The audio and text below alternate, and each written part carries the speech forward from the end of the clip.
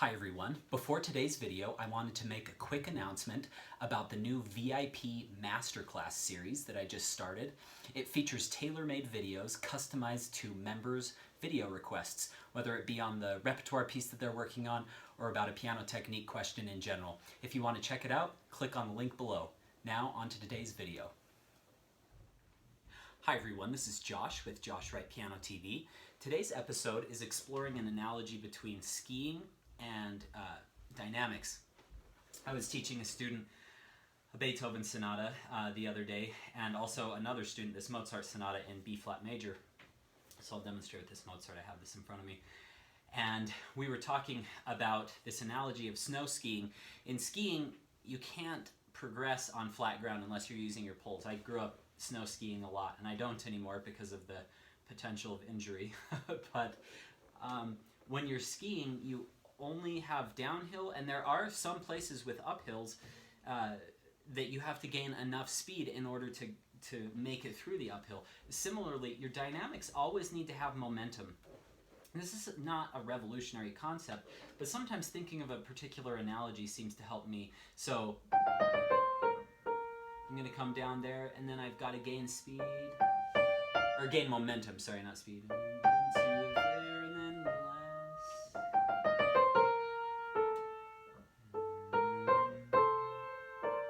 Okay, so I'm going to come down, crescendo to the downbeat, and then I'm going to resolve.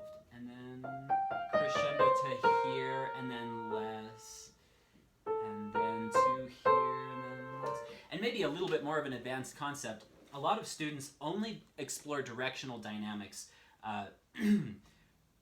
either because their teacher has spoon-fed them their entire lives, and they're like, I have no idea what to do on my own. I really try to help my students find ways of shaping that are personalized to their individual tastes while still staying in a good style overall. So a lot of students would think, oh, the G should be the biggest because it's getting bigger, or it's descending on the piano downwards. But actually, I'm going to go to this C. So I'm overall coming down, but now that I think about it, I'm going to go like that.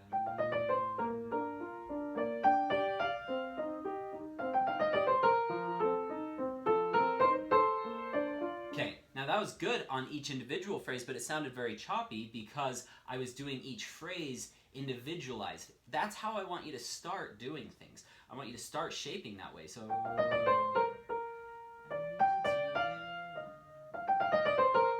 and once you have each phrase individually shaped, then you go through and you say, okay, how do all of these relate to each other? Okay, so I think the end should probably be the softest. And I think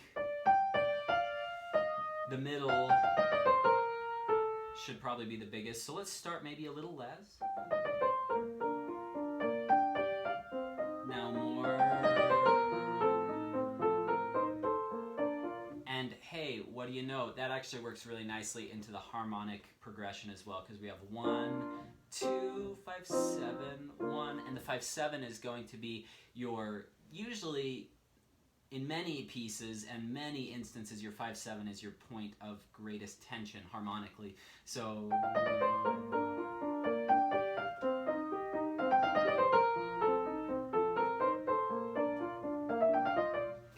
So I just wanted to share that little analogy. Think of a skier. They're always having to either be sliding downhill, or if they're uphill, they have to keep momentum. You never want to have a flat surface because then you're stuck. And the same thing will be the case with how the audience is feeling. They will be stuck emotionally if you're playing in a flat way. So always seek to be moving somewhere, even if it's within a subtle dynamic. Even in Le Gibet, for instance, by Ravel,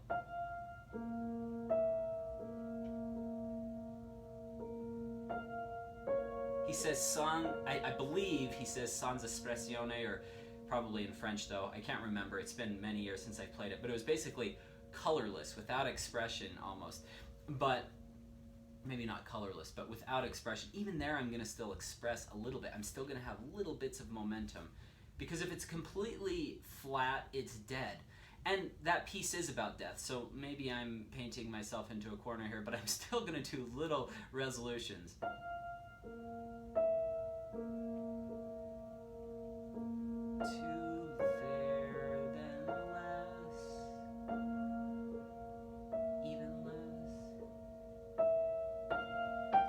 So, even in places that seem just all soft or all loud, always seek to do that. One more example before we go.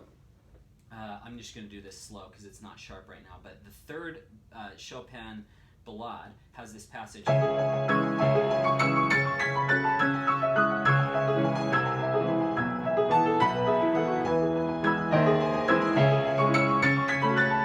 it's right here. So, I've heard so many recordings that just storm through this. Let's see.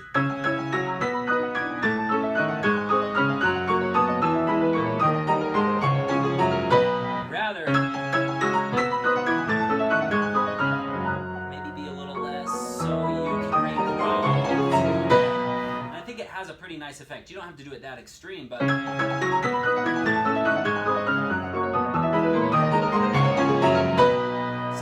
regrows, it creates new momentum. So it's kind of like your skier gaining a new downhill slope to ski down. So hope that's helpful. If any of you have any questions, my email is josh@joshwrightpiano.com.